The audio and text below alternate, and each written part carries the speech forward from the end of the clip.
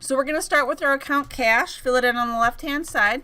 And what you need to realize is that it tells us in the directions that cash has a debit balance of $9,800. So I'm going to go ahead and put that in there. I do not need to put in my decimal point of 0.00. It'll automatically fill that in for me in Applia.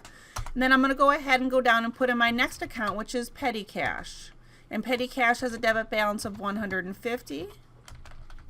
Then I have accounts receivable.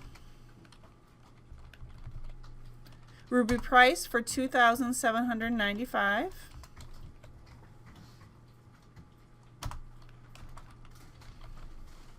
Supplies $456. And you'll recall that your assets are listed in order of liquidity, meaning the ones that are easiest turned into cash are listed first, and then the ones that are harder to turn into cash are listed last. So cash is the easiest, prepaid insurance is the hardest.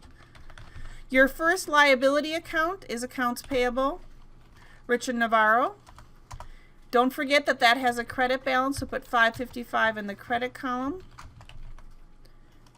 Then we only have one liability account. Then we have our capital account of Gary Baldwin for $14,885. Then we have our Gary Baldwin drawing, and drawing account is a contra account and has a debit normal balance. So that's why we practiced our T accounts for so long. Now, you have an account called Income Summary. Income Summary does not have a balance, but it still needs to be listed on there. We'll be dealing with that account coming up soon. So know that even if there is no balance in the account, you still need to have it on your worksheet. So nothing will go in my trial balance, debit or credit columns for Income Summary, but I leave it there.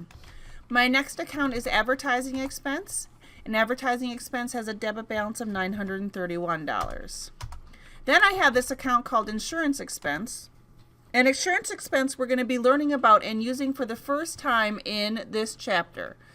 Previously, you would have seen Insurance Expense on the ledger account, but I told you don't use it. So again, there's going to be no balance for Insurance Expense. We'll just leave it there. Then we have Miscellaneous Expense, which has a debit balance of $378.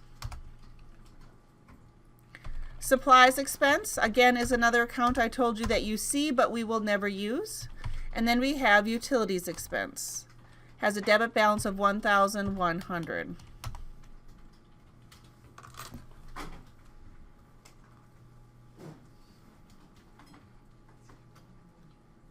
I forgot an account.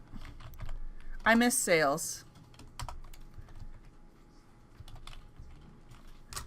And it's really important that they're in the right order, so I have to go through and change that.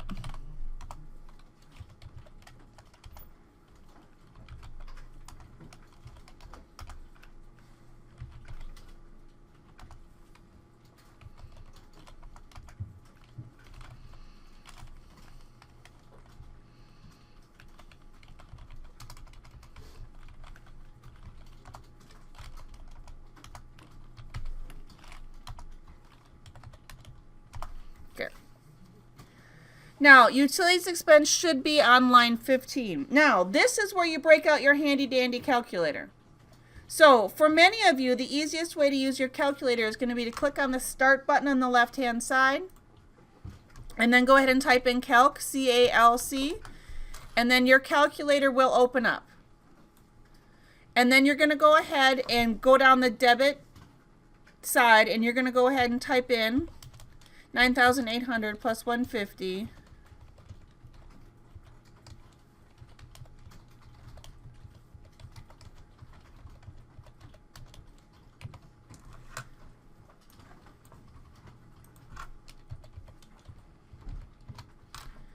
I use my calculator, add it up, and then I'm going to go through and do the same thing for my credit side. The credit side's much shorter because there's only 3 numbers.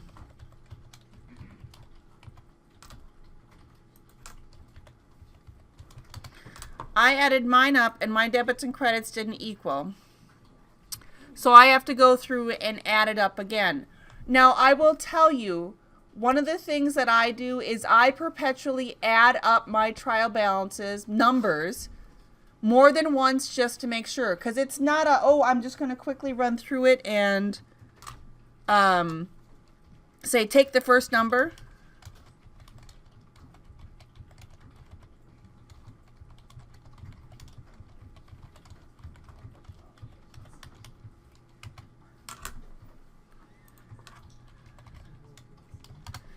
When I added it up the second time, I got the same number that matches my credit account.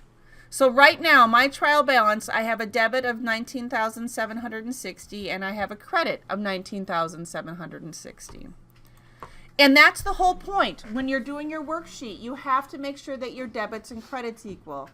Go ahead and try your on your own section. I will tell you, using your calculator, it is much faster to use the numeric keypad on your keyboard versus taking your mouse and punching them in. Because you have the numeric keypad on the right-hand side, it is much more efficient use of your workspace.